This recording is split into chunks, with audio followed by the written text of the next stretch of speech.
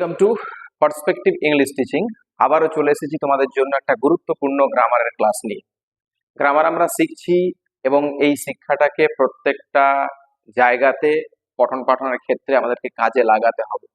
শুধু শিখলেই হবে না, প্র্যাকটিসটা অত্যন্ত দরকার। প্র্যাকটিস ছাড়া কিন্তু যেটা শিখছো সেটা কিন্তু ঠিকঠাক ভাবে কাজে লাগাতে পারবে না। তাই শিক্ষাটাকে সম্পূর্ণ স্থানে নিয়ে যাওয়ার জন্য, চূড়ান্ত স্থানে পৌঁছানোর জন্য আমাদের কিন্তু প্র্যাকটিস দরকার। আর তোমরা যারা প্র্যাকটিস করছো না তারা কিন্তু পিছনে পিছিয়ে যাবে। তাই প্র্যাকটিস করতে থাকো। আমি আমার প্ল্যাটফর্ম পার্সপেক্টিভ ইংলিশ টিচিং থেকে তোমাদের জন্য গ্রামারের প্রত্যেকটা পার্ট প্রোভাইড করব। গ্রামার সম্পর্কে কোনো ত্রুটি রাখতে দেব না। পার্সপেক্টিভ ইংলিশ টিচিং সাবস্ক্রাইব করো, নোটিফিকেশন বেল অন করে রাখো। ভিডিও আপলোড করার সাথে সাথে তোমাদের কাছে নোটিফিকেশন পৌঁছে যাবে। সময় নষ্ট না করে আজকের ক্লাসটা মন দিয়ে দেখে নাও। ক্লাসটা কিন্তু অত্যন্ত গুরুত্বপূর্ণ, তাই প্রথম থেকে শেষ পর্যন্ত ক্লাসটা মন দিয়ে দেখবে। আর ভালো লাগলে অবশ্যই একটা লাইক করে দেবে। আমি ইন্সপিরেশন পাবো তোমাদের পক্ষ থেকে। আমি ভিডিও করার জন্য অনুপ্রেরণা পেলে তোমাদের জন্য গুরুত্বপূর্ণ সমস্ত ক্লাস প্রোভাইড করব আমার প্ল্যাটফর্ম থেকে। দেখে নাও মন দিয়ে ক্লাসটা। Transformation of sentence. Transformation of sentences. আমরা সেন্টেন্স সম্পর্কে সেই ছোটবেলা থেকে পড়ে আসছি। সেন্টেন্সের সম্পর্কে ছোটবেলা থেকে জানছি। সেন্টেন্সের বিভিন্ন অংশ জেনেছি, সেন্টেন্স কয় প্রকার জেনেছি। এবার আমাদেরকে একটু উন্নত স্থানে এসে ট্রান্সফর্ম করতে হবে, মানে রূপান্তর করতে হবে, বাক্যের রূপান্তর। এই বাক্যের রূপান্তরটা বিভিন্ন ভাবে আমাদের কাছে আসতে পারে। আমি এখানে 7খানা কোশ্চেন তোমাদের জন্য আজকে প্রেজেন্ট করছি, মন দিয়ে দেখে নাও। ট্রান্সফরমেশন অফ সেন্টেন্স এর ক্ষেত্রে সবচেয়ে যেটা জরুরি সেটা হলো কনসেপ্টটাকে বোঝা। কনসেপ্ট, যে কনসেপ্ট তোমাকে কিন্তু অনেক দূরে এগিয়ে নিয়ে যেতে পারে। এই কনসেপ্টটাকে বুঝলে আর বেশ কয়েকটা রুলসকে যদি আমরা একটু মাথার মধ্যে স্থান দিতে পারি তবে কিন্তু গ্রামারটা আমাদের হাতের মুঠোয় চলে আসবে। তাই ভালো করে মন দিয়ে দেখো। নাম্বার 1, 1 নম্বর বাক্যে দেখো বলা আছে কি, যে oil is not as thick as honey. Oil is not as thick as honey, ব্র্যাকেটে কি বলেছে, কম্পারেটিভ। কম্পারেটিভ মানে আমি বললাম কি, কনসেপ্টটা বুঝতে হবে। এই ব্র্যাকেটের মধ্যে দেওয়া আছে কম্পারেটিভ, তার মানে কিন্তু আমাকে মাথার মধ্যে আনতে হচ্ছে কম্পারেটিভ বলতে ডিগ্রি, তাই তো? ডিগ্রি, এই ডিগ্রি হলো 3 প্রকার, পজিটিভ, কম্পারেটিভ আর সুপারলেটিভ। তাহলে আমাকে কিন্তু এখানে বলেছে কম্পারেটিভ ডিগ্রিতে কনভার্ট করতে। তাহলে আমাকে তো আগে বুঝতে হবে যে কোন ডিগ্রিতে বাক্যটা দেওয়া আছে, সেখান থেকে আমরা ট্রান্সফার করব।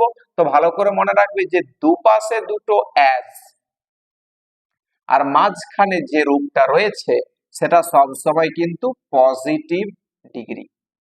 মনে রাখতে পারবো তো? অ্যাজ আর অ্যাজ এর মাঝখানে যে অ্যাডজেক্টিভটা রয়েছে সেটা কিন্তু সর্বদাই পজিটিভ ডিগ্রিতে থাকছে। এবার আমাদেরকে বুঝতে হচ্ছে তাহলে যে পজিটিভ থেকে আমি কম্পারেটিভে ট্রান্সফার করব। তো এই অ্যাজ যুক্ত পজিটিভ ডিগ্রিকে কম্পারেটিভে ট্রান্সফার করব কিভাবে? মনে রাখো, বাক্যের শেষে সাবজেক্ট, সাবজেক্ট মানে নাউন বা প্রোনাউন। এখানে একটা নাউন রয়েছে হানি, লিখতে শুরু করো HONEY। ভালো করে বোঝো, প্রত্যেকটা কনসেপ্ট ক্লিয়ার করে নাও এক্ষুনি। হানি। এবার সাবজেক্টটাকে লেখার পর আমরা জানি ইংলিশ গ্রামারের সাবজেক্টের পর ভার্ব থাকে, এখানে কি রয়েছে, ইজ আছে। তো এই ইজটা কি অ্যাপ্রোপ্রিয়েট বটে? অবশ্যই দেখে নেবে বাক্যের নাম্বারটা এবং পার্সনটা। হানি থার্ড পার্সন, নাম্বারের দিক থেকে সিঙ্গুলার নাম্বার। যা গোনা যায় না, যা গোনা যায় না সেটা সব সময় সিঙ্গুলারের ক্ষেত্রে আমাদেরকে বসাতে হয়। তাহলে এখানে ভার্বটাও কিন্তু আমার সিঙ্গুলারে আসছে, মানে ইজ আসছে। তাহলে হানি ইজ। নট আছে মানে আমি নটটা বাদ দেব, কম্পারেটিভ তুলনা করা বোঝাচ্ছে, নটটা বাদ দেব। তাহলে হানি ইজ। এবারে কম্পারেটিভ রূপটা বসিয়ে দাও, থিকের সঙ্গে ইয়ার যোগ করো, THICKER, হানি ইজ থিকার। এবার দেন ইউজ করো, THAN, দেন, ইএন নয় কিন্তু AN, THAN। তাহলে হানি ইজ থিকার দেন। এবার সাবজেক্টটা, প্রথম সাবজেক্টটা OIL। খুব জটিল লাগলো কি? হয়ে গেছে, দেখো, honey is thicker than oil, ব্যাস কমপ্লিট। নাম্বার 2 নম্বর বাক্য কি রয়েছে, Tilaboni hills is the most beautiful place in Purulia. এখানেও কিন্তু বলেছে দেখো ব্র্যাকেটে পজিটিভ। তাহলে বুঝতে হচ্ছে আগে কোন ডিগ্রিতে দেওয়া আছে, মনে রাখবে এই যে ভার্ব আর ভার্বের পরে দি, তার মানে কিন্তু সুপারলেটিভ। কি বললাম? ভার্বের পরে দি মানে কিন্তু সুপারলেটিভ ডিগ্রি। এবার এই সুপারলেটিভ ডিগ্রিকে আমাকে কিন্তু পজিটিভে কনভার্ট করতে হবে। খেয়াল রাখি কি করছি, ভার্ব প্লাস দি হলে পজিটিভ করতে গেলে প্রথমে no other, no other, no আদারের পরে সুপারলেটিভের পরের অংশ কোনটা? সুপারলেটিভ রূপটা না মোস্ট বিউটিফুল। এর পরের অংশ কি আছে? Place, P L A C E, place, I N in, P U R U L I A, Purulia. ব্যাস হলো। এবার ভার্বটা বসাও। ভার্বটা বসানোর সময় খেয়াল করবে এই নো আদারের পরে যে শব্দটা আছে এটা সিঙ্গুলার নাকি প্লুরাল। আর একটা কথা মনে রাখবে যে নো আদার সব সময় কিন্তু সিঙ্গুলার সাবজেক্ট ক্যারি করে, তাই ভার্বটাও কিন্তু সিঙ্গুলার আসবে। এখানে ইজ আছে, আমি ইজটা বসাবো। তাহলে no other place in Purulia is. এবার সো ইউজ করো আর পজিটিভ রূপটা দিয়ে দাও। পজিটিভ রূপটা বলতে এই মোস্ট বাদ দিলে পজিটিভটা পেয়ে যাবে। এখানে সিলেবেলে ভেঙেছিল বলে মোস্ট করা ছিল সুপারলেটিভের জন্য, আমরা মোস্ট বাদ দিলে পজিটিভটা পেয়ে যাব, B E A U T I F U L, beautiful. এবার কি করো? অ্যাজটাকে বসাও। অ্যাজ, বাক্যের প্রথম সাবজেক্ট যেটা আছে বসিয়ে দাও, T I L A B O N I, Tilaboni, H I double L S. একদম সোজা, ছকটা মনে রাখবে, জাম্প করবে না, সঠিক উত্তর হয়ে যাবে। No other place in Purulia is so beautiful as Tilaboni hills. Next number 3 কি রয়েছে দেখো, the road is very risky.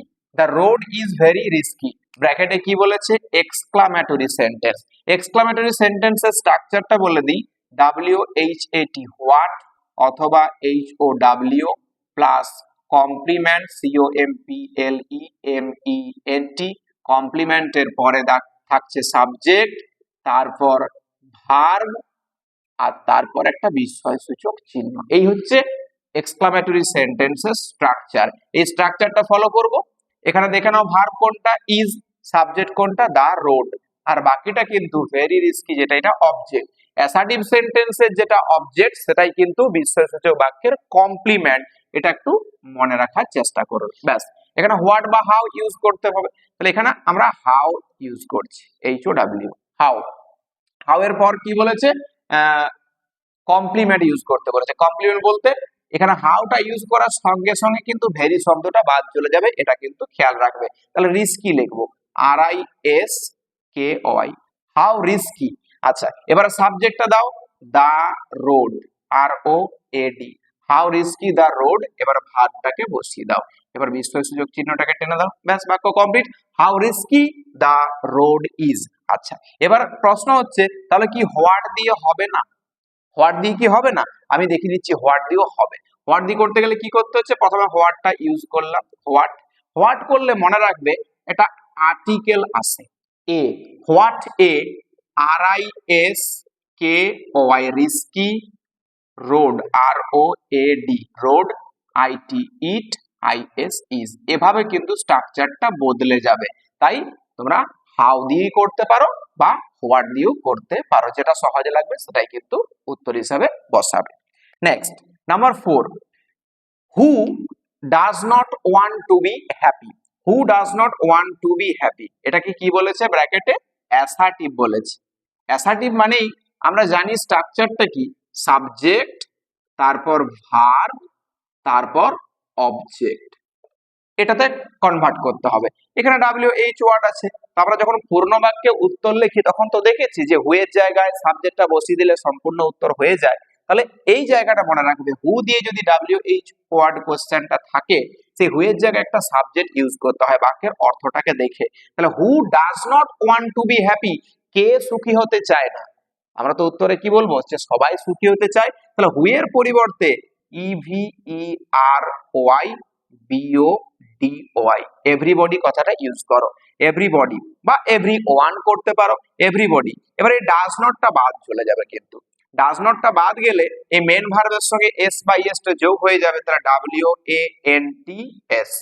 Everybody সবসময় কিন্তু সিঙ্গুলার সাবজেক্ট, তাই ভার্বটাও singular, subject third person singular number হলে ভার্বের সঙ্গে এস বা ইএস যোগ হয়, ওয়ান্টস হলো। তাহলে everybody wants to be HAPPY, happy. ব্যাস, সাবজেক্ট, এটা সাবজেক্ট, এটা ভার্ব, আর এটা অবজেক্ট, হয়ে গেল assertive sentence. Next number 5, sir J C Bose was one of the greatest scientists in our country. কি বলেছে? পজিটিভ ডিগ্রিতে। আর খেয়াল করতে বলেছি যে ভার্বের পরে ওয়ান অফ দা আছে এখানে, মনে রাখবে ভার্বের পরে ওয়ান অফ দা মানেই কিন্তু ডিগ্রিটা রয়েছে সুপারলেটিভ, আমাকে পজিটিভে কনভার্ট করতে হচ্ছে। তো verb plus one of the থাকলে প্রথমে পজিটিভ করার জন্য ভেরি ফিউ লিখবে, ভেরি FEW, ঠিক আছে, ভেরি ফিউ। এবার সুপারলেটিভের পরের অংশ, সুপারলেটিভ কোনটা? গ্রেট, গ্রেটার, গ্রেটেস্ট, এটা সুপারলেটিভ ডিগ্রি। তার পরের অংশ কি আছে? সায়েন্টিস্টস ইন আওয়ার কান্ট্রি, পুরোটা লিখবো SCIENTISTS, scientists in our country, COUNTRY। মনে রাখবে ভেরি ফিউ কিন্তু সর্বদাই প্লুরাল সাবজেক্ট ক্যারি করে। এখানে যেমন নো আদার বললাম সিঙ্গুলার সাবজেক্ট, ভেরি ফিউ কিন্তু প্লুরাল সাবজেক্ট, তাই এখানে ভার্বটা কিন্তু প্লুরালে ইউজ করতে হবে। তাহলে ওয়াজ এর জায়গায় আমরা এখানে ইউজ করব WERE, were. Clear? Very few scientists in our country, WERE, were. এবার কি ইউজ করবে? অ্যাজ ইউজ করো। অ্যাজ এর পরে পজিটিভ রূপটা দিয়ে দাও, EST বাদ দিয়ে দাও, GREAT, গ্রেট। এবার প্রথম সাবজেক্টটা বসিয়ে দাও স্যার জেসি বোস, অ্যাজটা দেওয়ার পরে as sir J C Bose, BOSE, বাস complete. Very few scientists in our country were as great as sir J C Bose. Next number 6, the girl was so nervous that she could not speak, মেয়েটা এতটাই nervous ছিল যে সে কথা বলতে পারছিল না। সিম্পল সেন্টেন্স বলেছে, সিম্পল সেন্টেন্স মানেই একটাই সাবজেক্ট আর একটাই ভার্ব, আমরা বৈশিষ্ট্য অনুযায়ী দেখেছি। তাই এটাকে সিম্পলে কনভার্ট করতে গেলে যেটা ভালো করে জায়গাটা বলছি মনে রাখবো, এখানে সোটাকে মার্কিং করবে আগে, আর এই দ্যাট সি কুড নট এটাকে মার্কিং করো, এই দুটি জায়গা। আর এই দুটি জায়গার ক্ষেত্রে এই TOO এর পরিবর্তে SO এর পরিবর্তে TOO ইউজ করে দাও, আর এই চারটা শব্দকে বাদ দিয়ে এদের পরিবর্তে TO করে দাও। লেখাটা শুরু করো, the girl was TOO2 NERVOUS nervous, TO2 speak, SPEAK। ব্যাস, ইনফিনিটিভ দিয়ে বাক্যটা সিম্পলে কনভার্ট হয়ে গেল। The girl was too nervous to speak. ব্যাস, last one number 7, no one can solve this problem. কি বলেছে ব্র্যাকেটে? কোশ্চেন বলেছে। কোশ্চেনের স্ট্রাকচার আছে, কোশ্চেনের স্ট্রাকচার হচ্ছে auxiliary verb plus subject plus main verb plus object আর একটা কোশ্চেন মার্ক।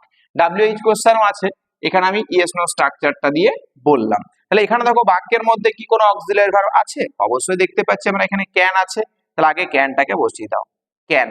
আচ্ছা, সাবজেক্ট হিসেবে নো ওয়ান আছে। মনে রাখবে অ্যাসার্টিভ সেন্টেন্সটা যদি নেগেটিভ হয় কোশ্চেনটা হবে কিন্তু অ্যাফার্মেটিভ, আর অ্যাসার্টিভ সেন্টেন্স যদি অ্যাফার্মেটিভ হয় কোশ্চেন হবে নেগেটিভ। তাই এখানে নেগেটিভে আছে, আমরা নেগেটিভটা বাদ দেব। নো ওয়ানের পরিবর্তে সাবজেক্ট হিসেবে লিখবো কাকে?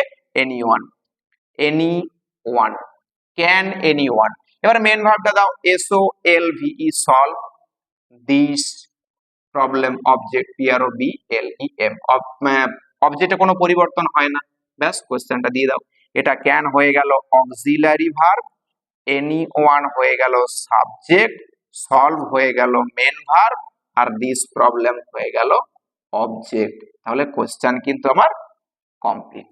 এই হচ্ছে ট্রান্সফরমেশন অফ সেন্টেন্সের প্রথম ক্লাস। ক্লাসটা যদি ভালো লাগে অবশ্যই একটা লাইক করে দেবে, আর খাতার মধ্যে নোট ডাউন করে অবশ্যই রুলস গুলোকে রেখে দেবে। দেখা হচ্ছে পরবর্তী ক্লাসে আবারও কিছু গুরুত্বপূর্ণ গ্রামার নিয়ে ট্রান্সফরমেশন অফ সেন্টেন্স থেকে। Till then keep watching the videos, share the videos with your friends. Thank you.